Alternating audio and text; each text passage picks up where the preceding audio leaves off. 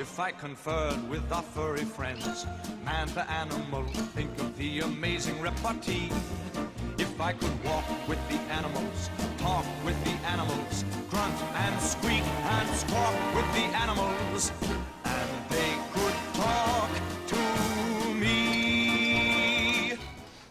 Hello and welcome to Pet Watch, a monthly program about the Williamson County Animal Center. I'm Debbie Sims and I'll be your host today. My special guest is Ollie Hemyari. Hi, Ollie. Hi. Good morning. Good morning. Thank you for having me. Ollie is with Nashville K-9. That is the letter K and the number 9, right, Ollie? That's correct. Okay. Tell us, what is the mission of Nashville K-9?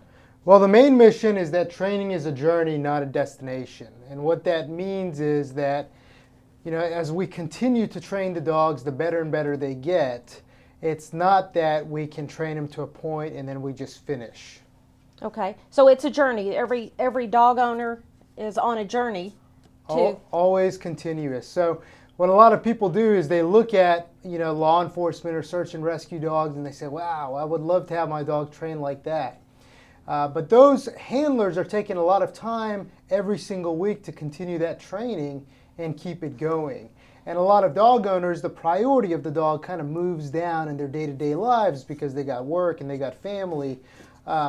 So what we tell people is if you can get 10 minutes in a day and you can do that every day, your dog's going to enjoy that training much more and bond with you much stronger than just feeding them and loving on them. Right. Now let's talk about our other guest today, which is your dog, your personal dog, Ike. That's right. And he is a retired police dog. Now, that's correct. Yeah, he was a police dog. We used him when I was a police officer at the city of Millersville, and he was our apprehension dog. Now he's a German Shepherd, and when we think of police dogs, we often think most of them are German Shepherds, and they go back to a long line of German Shepherds that actually come from Germany. They're born there in many cases. Now tell us his history and how that works and what that bloodline really means. Yeah, so the reason why a lot of law enforcement departments go and search for dogs overseas is that the bloodlines over there, the pedigree is much more pure than they are here. So for example, in the United States, if you had a German Shepherd, Debbie, and I got a German Shepherd, we can put them together and have a litter of puppies and then go and sell those puppies and say we have German Shepherds. In Europe, in Germany more specifically, the dogs have to go in front of a panel, and that panel then takes a look at everything genetic with the dog. So they'll count the teeth in their head, they'll look at the body structure, they'll take hip x-rays, elbow x-rays. A lot of times they'll take a look at the eyes, and then they'll take a look at even sometimes DNA of the dog. And why they do that is because they want to lower the probability of hip dysplasia, allergies, and any other issues that dogs might have. Mm-hmm. And so then they divide it out into 3 classes. So in Germany, there's core class 1, which means it is suitable for breeding for the life of the dog. Core class 2, which means it's suitable for breeding, and then there's fail. And so when they have those high standards and they continue to breed those high standards, the probability of having those genetic defects is just very minor compared to in the United States. Like I said, if you and I just tied a couple dogs together. And what are their positive aspects? Platz. Now, you give him commands in German, obviously, Platz. because that's where he started, and that's traditional in the law enforcement environment for dogs that are brought to America, trained. All of your local law enforcement, you may hear them giving commands in German or words that you don't understand. Then, in all probability, they are German. But their positive aspects, too, to their DNA and their performance is what? Sense of hearing and smell? Is it? Yeah, so that's a great question. So what we look for in our working dogs is the utmost stamina, intensity, athleticism, agility, speed. We look at the ferocity of how they are willing to engage interaction. So whether that is food interaction, toy interaction, chasing the bad guy interaction, we're looking for very high level of intensity. A lot of what you'll see is a lot of service dogs, whether they're in search and rescue, law enforcement, or whatnot, will be very ball crazy. They love to play ball. They love to play frisbee. And that goes a lot with their prey drive as well. Right. So we're looking for a combination of things. High food drive, because food is the basis for all training.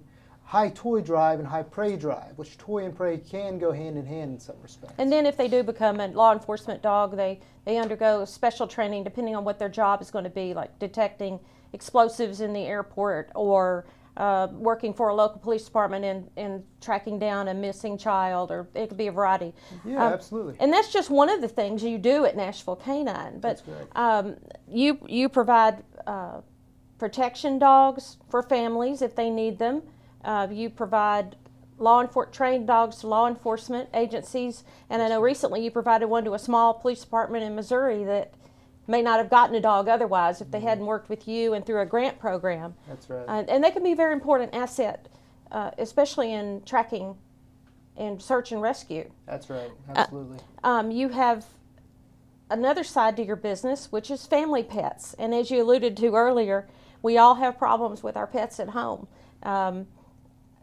Tearing up the garbage, barking excessively, chasing, running out of the yard. What can an old dog be taught new tricks, or does it have to be a puppy that comes to you for training? Any size, any age, any breed dog. So primarily our training is based on people's pets. So we train more pets than we do any of our working dogs. We have a great board and train program where basically we take Fido, we handle all the training, and then at the end we put the customer through a class and teach them everything we taught the dog. It's a very successful program because in that program we train dogs at minimum of 3 times a day. They get lots of exercise and social time throughout the day, typically 5 to 8 times. Twice a day we'll tackle behavioral issues, and we train all 7 days a week. And the reason why we're able to do that is because we have both male and female trainers on staff, and a pretty good group of them. And so the dog can rotate between everybody, and that helps with the transition back into the home.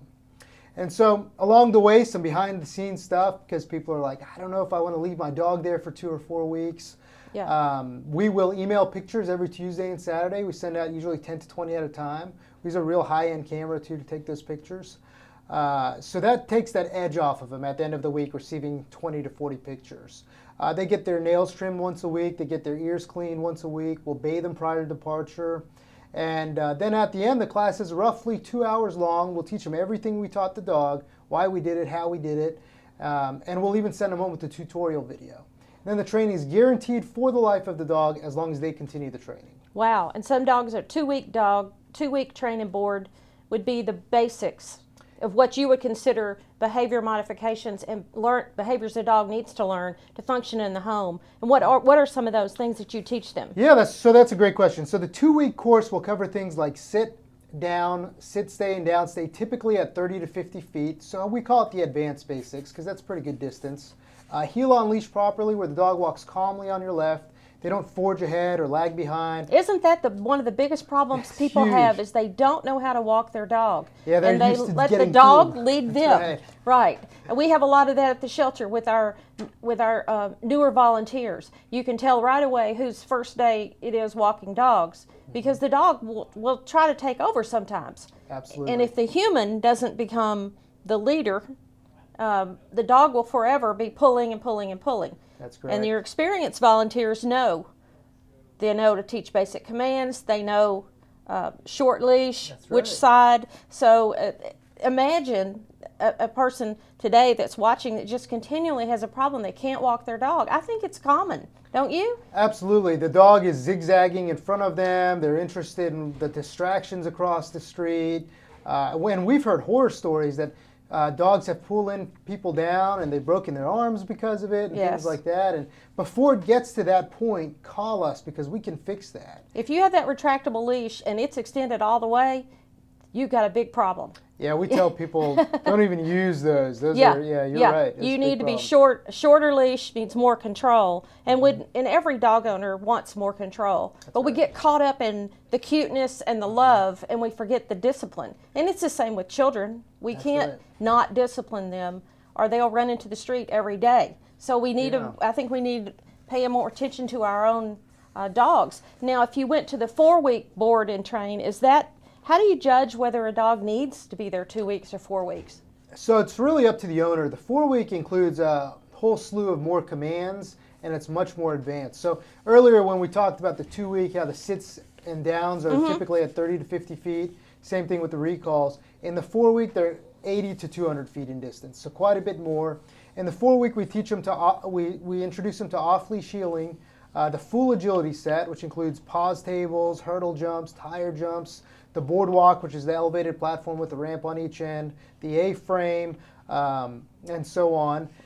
And we'll even take those dogs off-site and proof all of our work out in public. So, for example, yesterday we took a whole bunch of dogs to Centennial Park in West Nashville, and we have some great pictures of dogs in front of the Parthenon and places like that. And so that really is a testament to our training, but it allows us to proof it in a very busy and distracted area, because in real life, you may be taking your dog for a barbecue at the park. Right. And so we want the dog to be great everywhere, not just at your home. And if at the end of the training, you emphasized earlier that you will train the owner of the dog. You call it train the trainer, because once they leave your facility, it's up to the family. That's right. How do you duplicate that at home? So we send them home with a written routine to follow. The routine revolves around a normal person's workday, and all they have to do is spend about 10 minutes in the morning, 10 minutes in the evening for the first 8 to 12 months. If they can do that every day, they're going to be fine. And to be quite honest, they're going to be spending that time with the dog anyway, so might as well be doing something where it's interactive and fun and engaging with the dog that really can challenge them mentally and sometimes physically. And don't most dogs want a job they can complete? That's right. They need exercise, but many of them are driven by the ball. The most basic thing, other than walking and human interaction, is do something and complete the task, right? Right. So there are 6 necessities that we say that every dog needs. And the main 4 are always given: food, water, love, and shelter. Those are the main 4 everybody gives the dog, everybody good gives the dog. The other 2 that are critical are mental stimulation, which is training, and physical exercise. So let's take the German Shepherd, for example, because that's a very common dog, and I brought one today with me. So the German Shepherd is a type of dog that was originally bred for herding livestock 8 to 10 hours a day, all 7 days a week, with the shepherd outside watching them. High level of intensity and speed to do that with a fast recharge time. So even if the shepherd put the dog up, then they could always bring him back out within 5-10 minutes, and the dog's recharged. And then you take a dog like that and you dump it into an apartment. And you go to work all day, you take him for a half-mile walk in the morning, you go to work all day, and you come home, and next thing you know, Fido has destroyed a piece of your couch, or chewed on a plant, or eaten something he shouldn't have. And so the problem or the fault's not really into the dog, it's that to understand the dog was that it was bred for herding livestock and it had to have a job, and all of a sudden we take him out of that and dump him into an apartment. It's a little bit unfair. So, but with some proper training and some exercise, that dog can really flourish inside that apartment as long as that time's allocated for them. And in many of our lives, we crate our animals for their safety and our safety, and of that of our belongings, and when we're gone to work all day. Sure. That's got to create a difficult buildup of energy. I know when my own dog occasionally gets crated and is really ready to do something when he gets out, and he's not a work dog like a German Shepherd, but you can tell he's just been sleeping and laying around. So a dog owner really has to have a dedication, especially if they're crated all day and the person works all day. What are you going to do for the dog? I mean, we all come home from work and we may not want to exercise. We may want to relax, but we've got to remember our dog has this pent-up energy, right? That's right. I mean, they will show you undesirable things if we don't get it out. And so for those people, if it's raining outside or it's too cold and they don't want to step outside, get the dog a treadmill. You know, it sounds silly, but a $250 treadmill at, Costco or Sam's, and put them on there and start teaching them how to walk on the treadmill.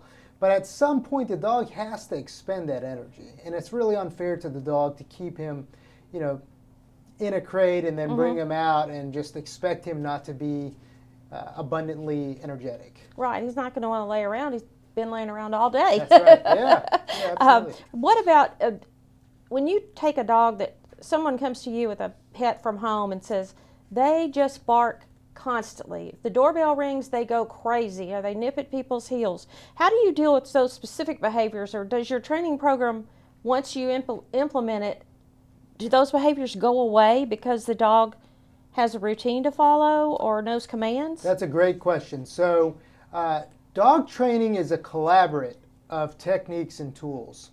So for example, if I ask Fido to sit and Fido lays down, and I don't go back and correct Fido from that down, then he has just tested me a little bit.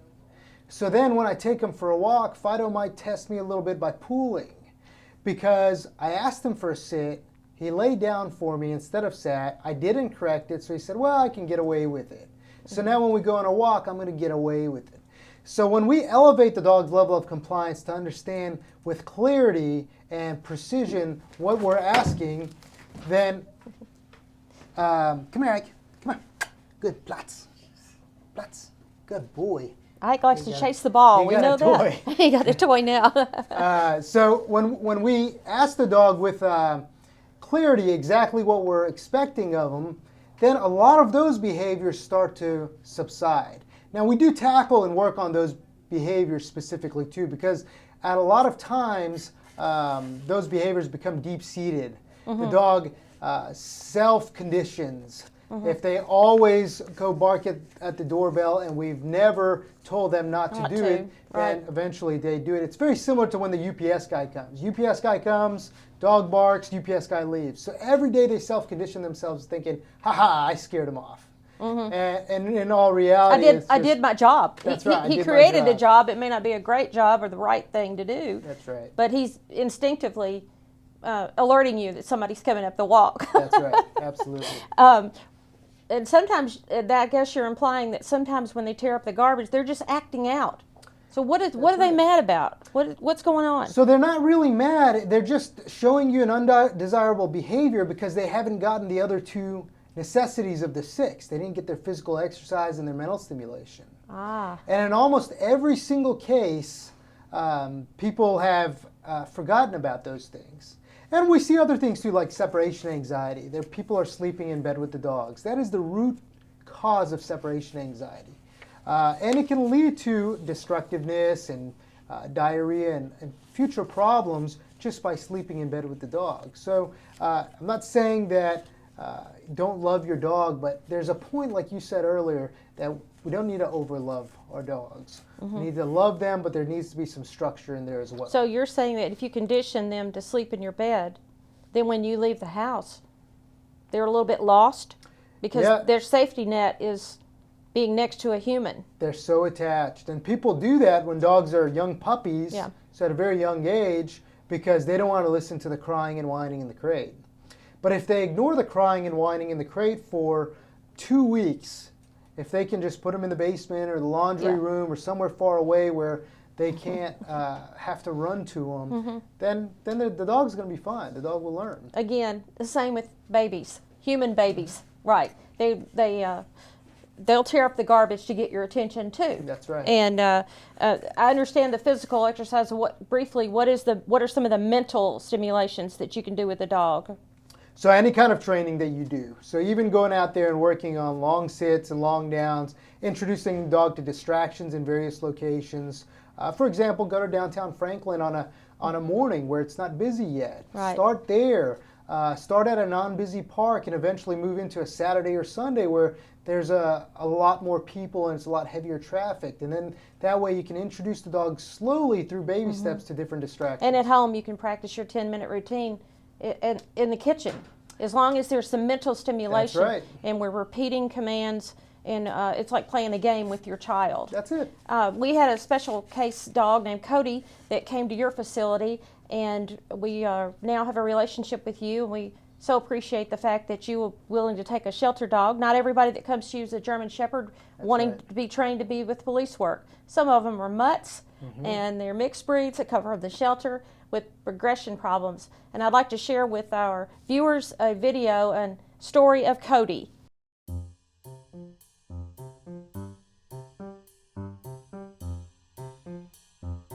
Hi, this is Ali with Nashville K-9. When we spoke to Laura and the team at Williamson County Animal Center, we learned about the amazing Cody. I'm Hannah Jacobs. I'm an animal control officer here with Williamson County Animal Center. A while back we received Cody, who was a pit bull mix that was brought into the shelter. When Cody was brought in, he was a really overly excited pit bull, so he spent a lot of time here at the shelter just trying to gain attention from the crowd. People would come in looking for a dog that was a little bit more relaxed. But finally one family thought that they were going to be brave enough and thought that they had the ability to take him home and get him settled into their family. And so they adopted him and took him to the shelter. But because of his excited nature, they unfortunately had to bring Cody back. So the Animal Center seemed a bit apprehensive about his future, considering that he had been there for such a long time. So we took Cody on. We have rehabilitated both his behaviors and training over the course of 4 weeks. We've proved all of our work out in public, and now he's an amazing and adoptable dog. He's much happier, he has a purpose in life, and he seems genuinely thankful for his new lease on life. Amazing to see Cody go from a super anxious dog with all this energy to being trained in agility and sit and down, and we look forward to continuing it and helping him find a home. We can see that Nashville K-9 has taught Cody what he's going to need to know to be great in a home, and we'll pass along the information, and they will too, to Cody's next adopters, and it just gives him a whole new leash on life, a second chance to be a really good home companion, which we know he will be. He just needed a little bit of help.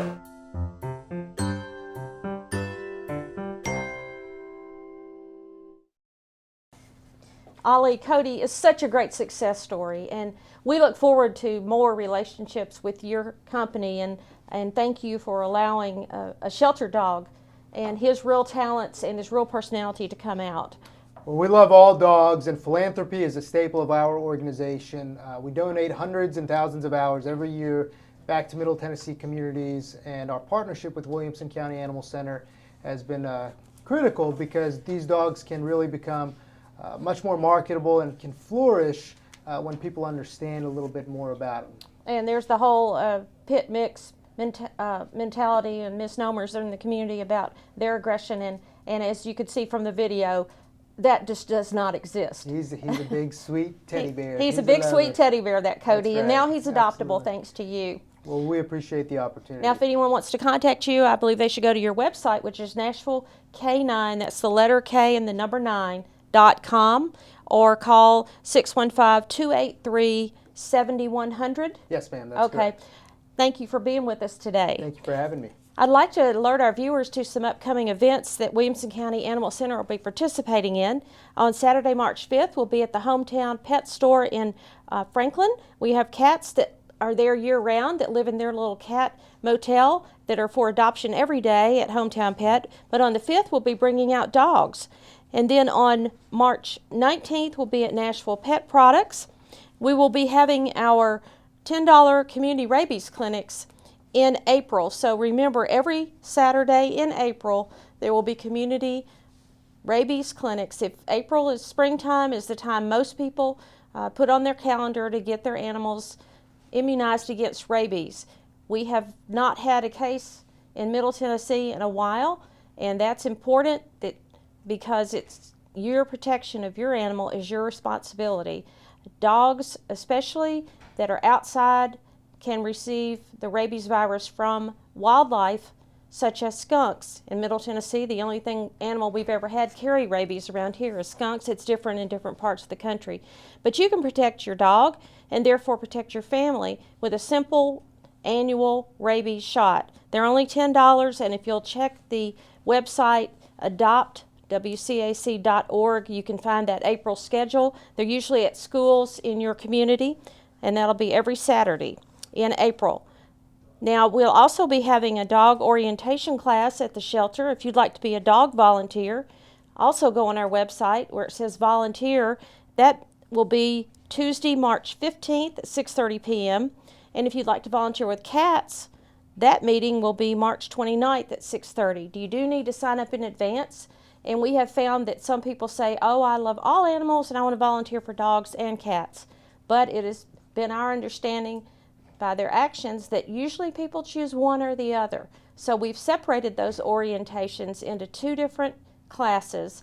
You must sign up in advance and attend the orientation. Then afterwards, you set up an appointment with one of our experienced volunteers, either in the cat or dog area, depending on what your interest is, and you come back over and get your one-on-one training and earn your aprons. In different levels of aprons, have different privileges and can handle different animals. So if you're looking to volunteer, I encourage you to sign up for one of those 2 classes.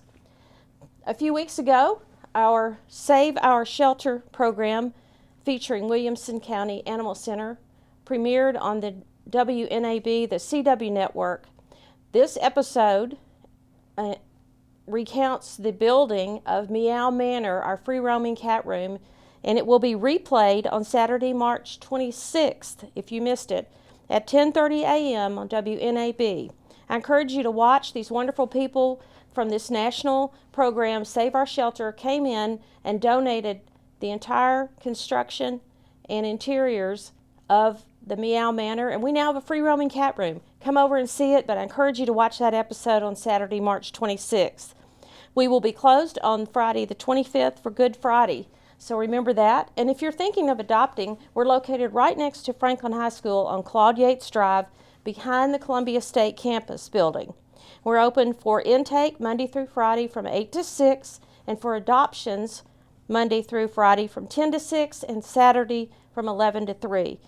If you lose a pet or find a pet, please let us know at 790-5590, or if you'd like to inquire about our free spay-neuter program for your family pet, please call us at that same number.